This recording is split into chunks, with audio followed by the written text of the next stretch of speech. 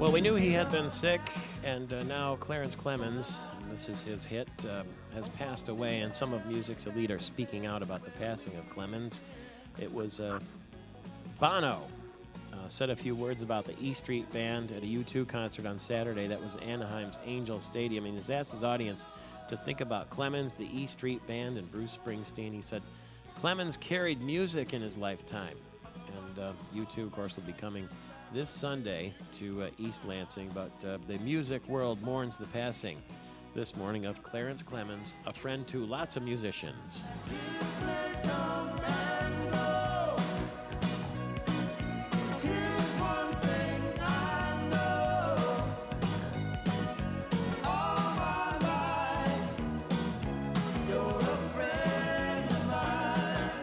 Well, they're not friends anymore, I don't think. This weekend was supposed to be the wedding of Hugh Hefner from Playboy to Crystal Harris, and she called it off, and so now Hugh Hefner is trying to get on with it.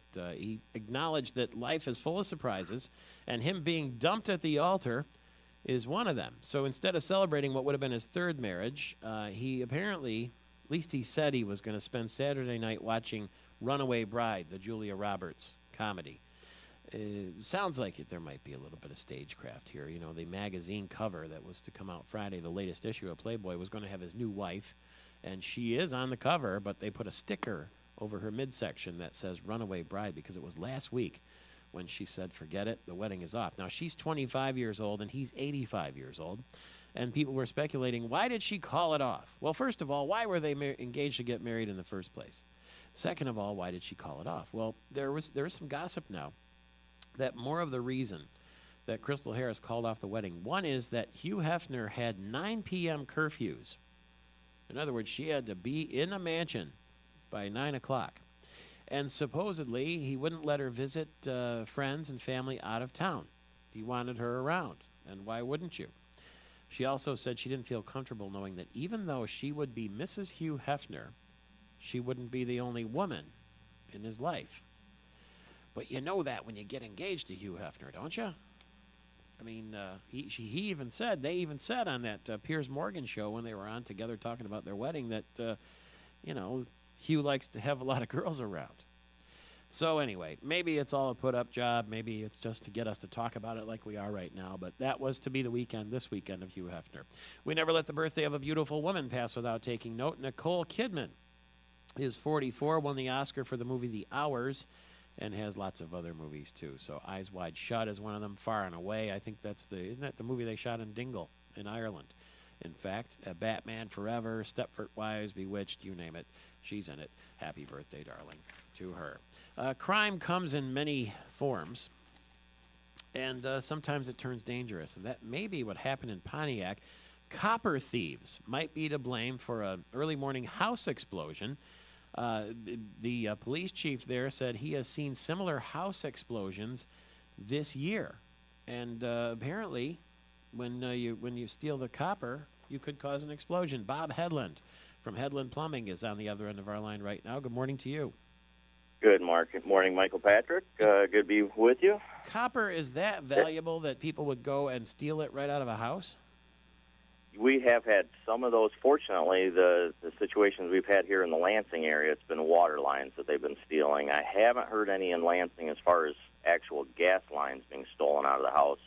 I would say that the rate of the houses being stolen from the copper is actually slowing down, at least based on the number of calls we're getting on repiping and things like that. But the last couple of years, we have had quite a few houses where people would go in.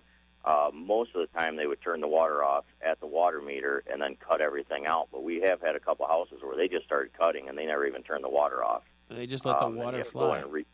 And let her rip. And, the water, fortunately, there was drains in the basement, so it didn't completely fill up. But there was quite a bit of damage that needed when that happened. Wow. Well, this house in Pontiac was vacant, apparently, and they went in and they, take out the pipes, and then when somebody turns the meter back on, you end up with a potentially deadly situation.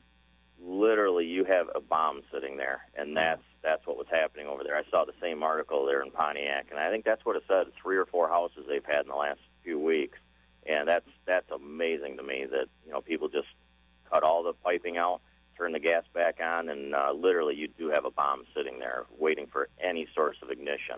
The explosion blew the top off the house. One wall crashed into a neighboring house.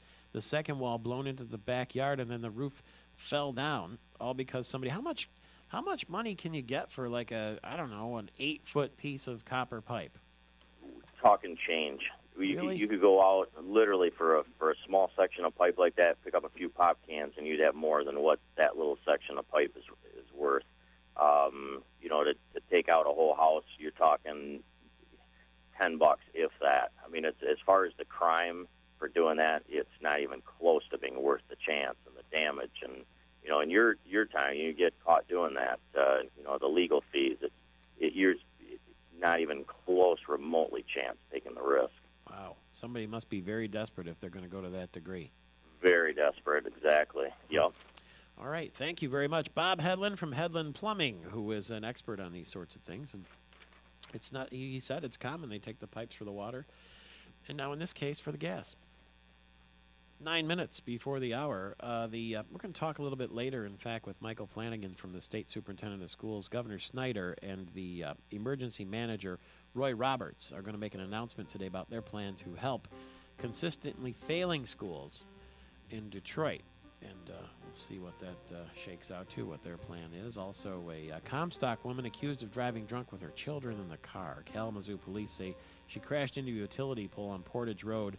3-year-old girl and 4-year-old girl in the back seat were not in their child seats. They suffered broken legs and other injuries. She's charged with driving while drunk in one of the saddest stories I've heard in Michigan in a long, long time. Traffic moving as normal again today on US 131 in downtown Grand Rapids. That's a good thing because there's been construction lately that's made that difficult. But all systems go. Ceiling and visibility unlimited on this Monday morning. It's Michael Patrick Shields, Michigan's Morning Show.